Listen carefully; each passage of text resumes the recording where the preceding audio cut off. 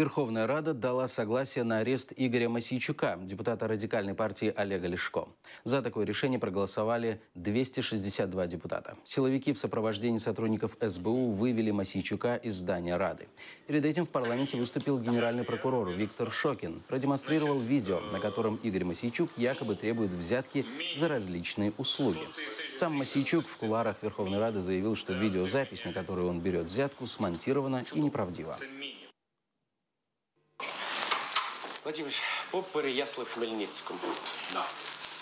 Що мені з людьми, як почати свій діалог, щоб був він правильний і дієвий? Діалог дуже простий. Партія йде на вибори, треба гроші. Помагайте партії, партія допомагатиме вам.